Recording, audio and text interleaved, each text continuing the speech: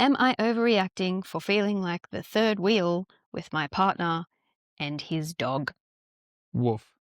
This is a bad week for third parties.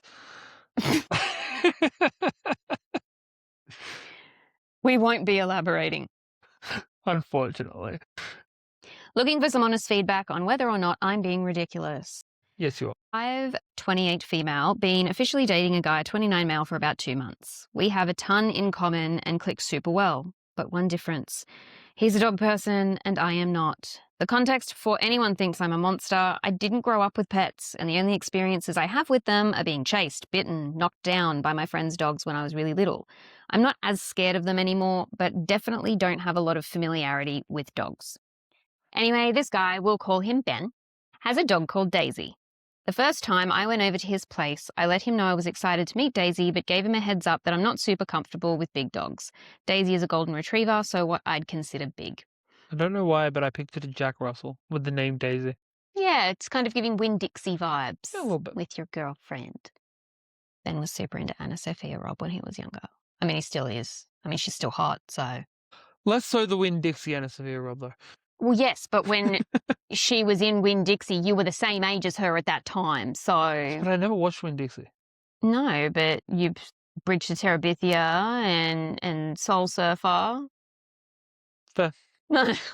Daisy is a golden retriever, so what I'd consider big, so I might need a second to get comfortable.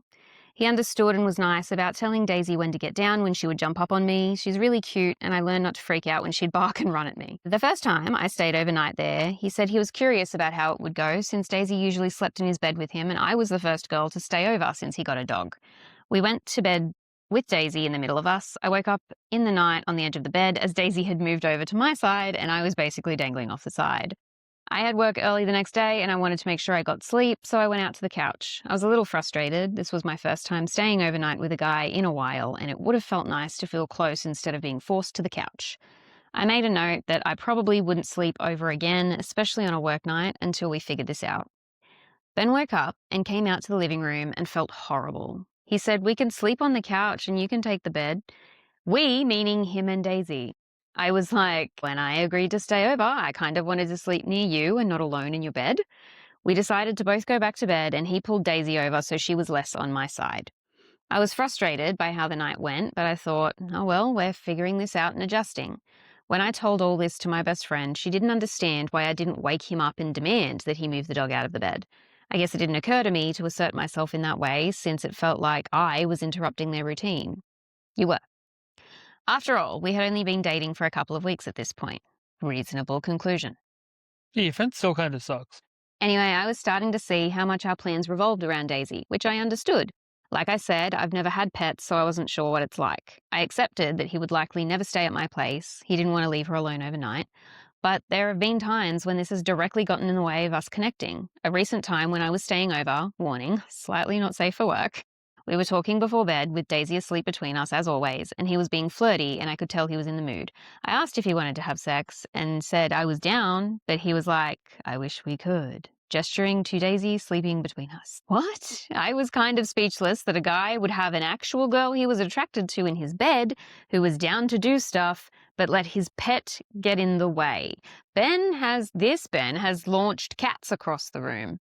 Like, to be fair, in a safe way where they were landing on something soft and weren't like hitting walls or anything. Like the four paws on the floor were how they were landing. Plus, Still. it's not like I'm football chucking the things. Like 21, 22 meow. But it's like a light eating.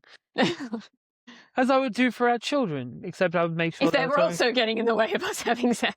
To be fair, I lightly yeet our daughter on a regular basis. It's just always But that's for her health. Yeah, it's on just like couches and beds. It's not on sometimes a trampoline. Cats and children deserve a yeeting from time to time. Yeet your children. Yeah, it actually acts as a nervous system reset to have that free-falling feeling and then landing on something soft. So if your kids are ever kind of going through it, having a rough time, getting tantrumy, can't come out of it, really upset, a couple of body slams onto the couch will fix them right up. And they'll be giggling all the time. The next day, he texted me about how he wishes we could have had sex the night before. Dude, we could have. The final thing that bothered me was a few weeks after that. Ben was leaving for a work trip for the weekend, and his friend was going to pick up Daisy the next day to watch her. We were hanging out at Ben's place, and his friend called and said he couldn't come to get Daisy at that specific time, so Ben was kind of scrambling to figure something else out and have another friend pick her up. I was also going out of town the next day, which is why I didn't offer. I also didn't think he'd leave her with me due to my lack of experience. He got figured out. He got it figured out, but it was there. He got it figured out, but was super stressed and frustrated with his friend. Even though they figured it out, he told me he was in a bad mood and felt all angsty. I offered to go home and give him some space, but he said he wanted to spend time together before we both left for our trips. We decided to relax and watch a movie, but the vibes were so off. We would usually cuddle when watching something, but we were just sitting there and he was so moody and cold. It sounds clingy, but I was craving some closeness, you know? Then later on, I look over and he's snuggling with Daisy and saying all these sweet things to her, and this made me want to lose it. I felt absolutely insane for being jealous of a dog, but in that moment, it felt like I would always come second. I think this needs to come to an end anyway. It doesn't seem like he has the capacity for a relationship right now, and it's clear my emotional needs aren't being met. But I guess my question is, am I overreacting for feeling jealous of his dog? Or is he weirdly close with his dog to the point where it's getting in the way of forming a relationship? And more so, how do you navigate this in relationships? I was on dating apps briefly last year and remember almost every guy on there had a dog that was understandably a huge part of his life. I feel like I was really open to getting comfortable with Daisy despite my fears and being understanding about how demanding this was, maybe a little too much. I was fully accepting that a relationship with Ben means taking a back seat to his dog. Is it going to be an issue with me with dating that I'm not a dog person? Is having a pet really all that all encompassing? Or is this a unique situation?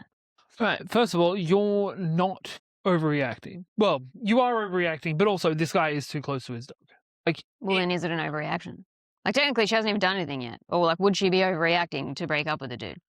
no, because you are wanting something that this guy is not willing to do, which is put you before the dog. When people have been single for a long time, especially guys, they will latch onto a thing. It being a dog is one of the healthiest ways this could go, as long as it's not unhealthy, because as long as there's nothing peanut butter involved, you're fine. If that is the case, you don't want him around, because you want somebody who's going to put you first.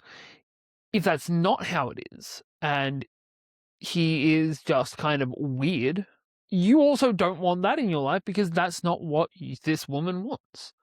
Either way, he's not in a position in his life that you want him to be at, so you should not be together. I definitely don't think it's weird. You know, that's weird and you don't like it. That's a non-starter for me. But it's a compatibility thing. Like, I reckon you're absolutely right that he's had some sort of emotional fixation onto his dog where there's a lot of transference of the sort of emotional intimacy that he could have with a person is now on this dog. Peanut butter. It all comes down to whether or not she could see herself with him long term outside of that. Because if she can, then it's worth at the bare minimum having the conversation. Like, this is how you behave with your dog. I don't consider it reasonable for us to not be having sex when we both want to because there's a dog asleep on the bed. Like, yes, Daisy absolutely matters. She's important, and I'm validating that. But surely she can be somewhere else for the duration. And if it's one thing to not consider that because, again, you've always lived your life around your dog. But if when that is brought to the forefront of his mind, if his response is to not be willing to change whatever routines he has in order to facilitate the development of that relationship, then yeah, she's nailed it in that he's not ready for one.